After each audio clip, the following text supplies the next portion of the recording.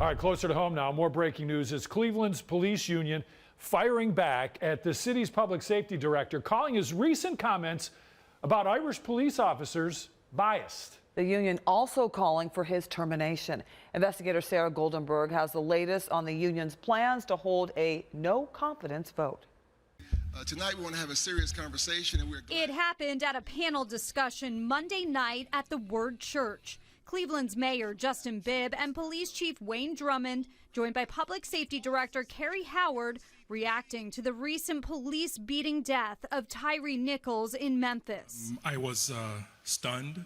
And later answering questions about how to recruit new police when Howard said this. In this country, the Irish, who at the time were not considered white,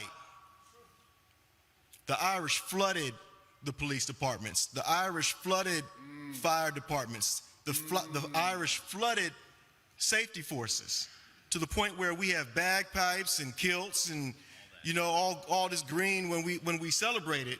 Howard went on to say, this is as close as we're going to get to rebuilding without coming to a full stop. And we can't ignore, as we come to this, as we go through this process of rebuilding, that racism is in the DNA of America. So there is a certain type of person who has historically applied to be police officers, and we're not part of that certain type of person. Words many CPD officers aren't taking lightly. Here's Jeff Fulmer, president of the Cleveland Police Patrolmen's Association. You don't expect these comments to be made out there because, you know, we don't control who wants to be a police officer. And as long as they make all the requirements, we want anybody. It doesn't matter what race, what gender, we need bodies. The citizens need bodies out there patrolling. Fulmer points out, as public safety director, Howard is the one who hands down discipline to police officers. Things like that just shouldn't be said. I mean, if it's one of those things that if one of my officers said this in a public forum, you know they'd be going up in discipline in front of him for saying what he said.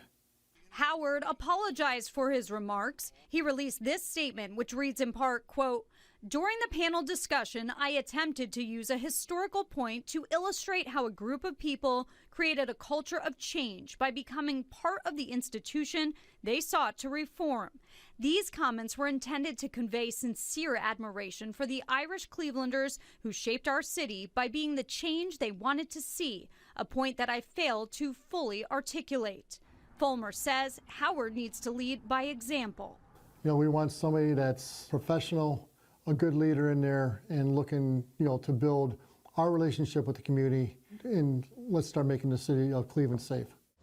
The police union will hold a no-confidence vote for Public Safety Director Kerry Howard starting Monday through Wednesday. They hope to have 80 to 90% of members vote yes to send a clear message to the mayor and City Hall. Reporting from the west side of Cleveland, Sarah Goldenberg, 19 News. Howard also said in his statement, quote, "I hold a deep respect for every single individual who answers the call to keep our city and our country safe.